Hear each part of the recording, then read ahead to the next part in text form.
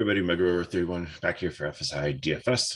Going to be breaking down the NASCAR Xfinity slate. I couldn't hook up to do this, but it's really actually this slate's very simple. So this video is probably gonna be shorter than usual because there's a lot of ranges of just GPP guys where if you want to pick one, that's fine. But qualifying was rained out, which is kind of unfortunate because Chase Elliott was going to run in the 88 car for Junior Motorsports, and weirder things have happened. Maybe one of these smaller teams gets a little cash incentive to drop out of the race, and maybe he'll be able to make it at that point. So stay tuned. Don't think it's very likely, but you never know.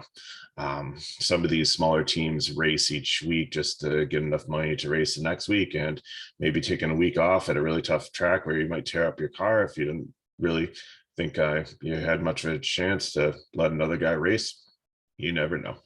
So it was kind of, you have a lot of great choices up top. You've got a lot of great choices in the bottom, and pretty much in the middle of this is, if you like somebody and want to play them, great. If not, I think there's just like a lot of people you just check off your list. So just starting up top, looking at top four, Ty Gibbs has the pole, and Josh Berry, last week's winner, is next. Justin Allgaier, who has done really well at this track, is in third, and Noah Gragson is in fourth. So Gibbs obviously been aggressive, won races here, struggled a little bit last year getting to kind of know this track, had a couple penalties, couldn't overcome them.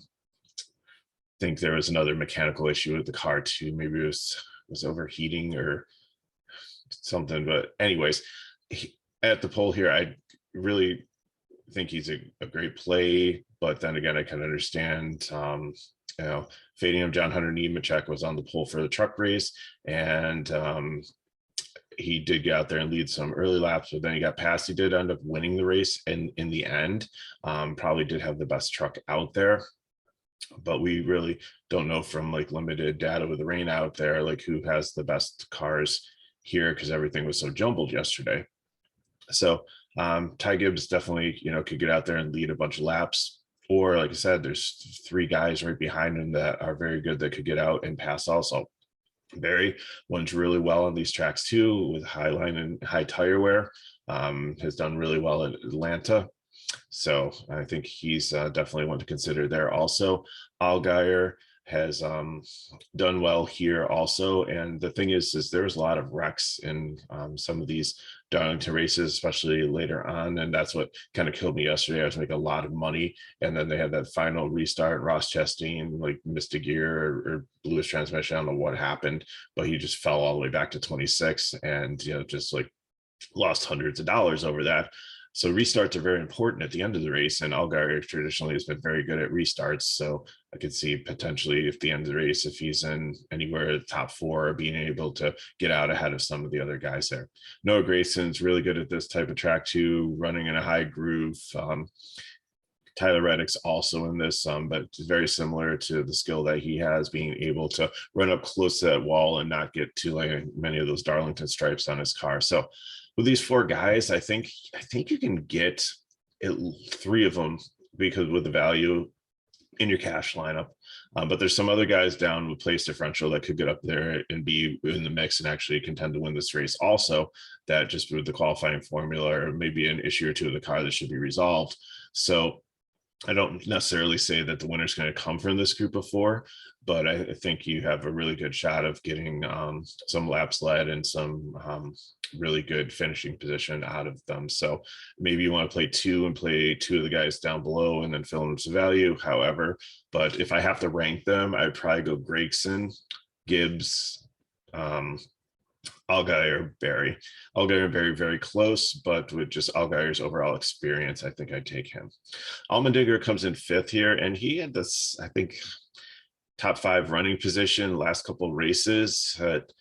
Again, Colleague has kind of taken a step back, it seems, this year with focusing on their cup team. So GPP for me. The rest of this top 10 here, I think, is all GPP. Brandon Jones does run well here. He did win back in 2020. He got kind of lucky with some of the guys that were leading the race ahead of him wrecked out, and he just kind of was there in the right spot to cross the finish line first. Sam Mayer has been better this season. Sometimes he gets into trouble, lost a tire last week. So hopefully he can keep the car together and he can have a good day. Riley Herbst is also a good racer, is a dark horse. I think in this one also. Sieg's been solid, probably can stay in the top 10. Always has the weird pitting strategy, kind of like John Hunter Nemechek did in the truck race yesterday, where he stayed out and everybody else and saved a set of tires, which he ended up having to use because they had like a loose wheel. But it's still, I think you could see Sieg like staying out and banking a set of tires and it coming into play later on in this race where these new tires really help. Sheldon Creed won both truck races here last year, has not had an Xfinity race, and I think he's like the only last cash play here before we get down to probably like the 22nd car of Jeremy Clement. He last year won the truck races, hasn't won an Xfinity race yet, but this might be the best chance for him at a track like this, which really kind of suits his style. The rest of these guys are just GPP, Hemrick, Hill, Cassell, Alfredo, Burton, Moffitt, Brown, LeBay, Snyder. Yaley might be starting a little bit too far forward, but out of these guys, if you like somebody, I think Hill and Cassell would probably be the most popular out of them, and their price range fits. If you want to do a more balanced build, that's fine, but there's nobody really jumps out here that says I really want this guy in my lineup. Joe Graff Jr. I think is starting too high, and it's just really wrecked a lot. Really have no faith in him, so he's a fade for me. Clement, I think at 67 you can play in cash here. It might be in no man's land because I think most of the builds are going to try to get 3 10K or 2 10K and a 9K guy in there. So makes it kind of high. At 6'7", I don't know if he's going to fit any of your builds unless you're going like multiple 9K guys. Like if you're playing like Barry, Creed, Nemechek, and Truex, a combination of 3 of the 4 of those. So speaking of Nemechek, did really well here yesterday in the truck race. Had like really fast truck. He's in the Sam Hunt car. He's not in the 18 car, so it's a little bit of downgrade, but he's shown that he can be top 10, even top 5 in this car. Gets a lot out of it. Sam Hunt program is pretty much like a subsidiary of the Joe Gibbs Racing, so it's just like a light version of their car. I think that he's going to do really well here, and I love the starting position and the chance to get up there with some place differential, and potentially like knows this did well on this track yesterday and could potentially even lead this race and maybe even win it. Vargas and Williams are fades, starting too high, even though their price is decent. Kyle Sieg is interesting, starting pretty far back here in 26. Would like him a little bit further on down, but 5,500, there's cash play there. David Starr, equipment's a little bit questionable, but 5K is not bad, so GPP. Ryan Truex here.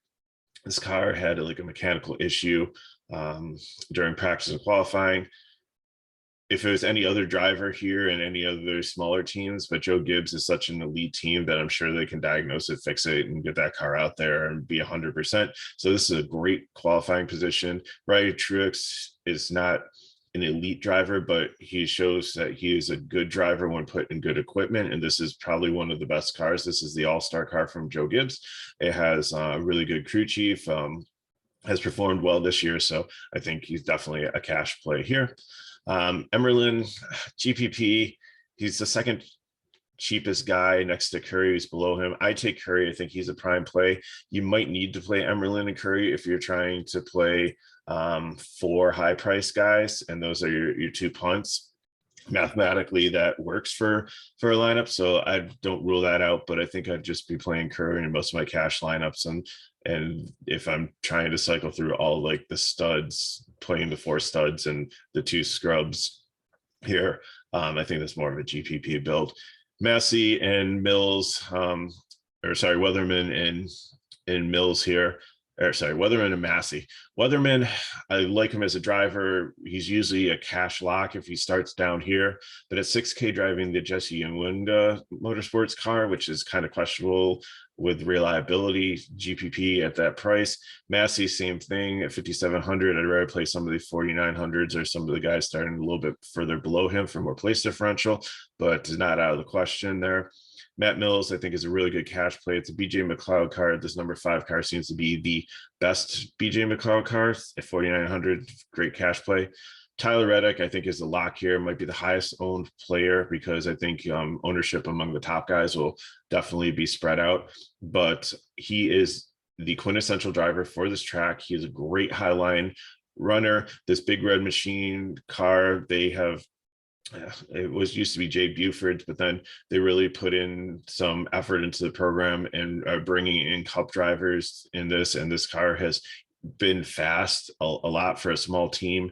I think Kyler Reddick in this very usually pretty fast, reliable car can get up there and challenge to even win this race with his skill set, or at least, you know, get up into like the top 10, which with the place differential, even at 10K, he doesn't need to lead laps. I think that definitely will pay off. I think he's definitely somebody that you need in your cash plays. Parsons, I love in cash also. This car has been pretty reliable too. He's a decent driver. His dad called the truck race and just was gushing about how well his son drives at this track and the experience that he has, and like what he shared with him, like how to do well at this track. And I think it does translate.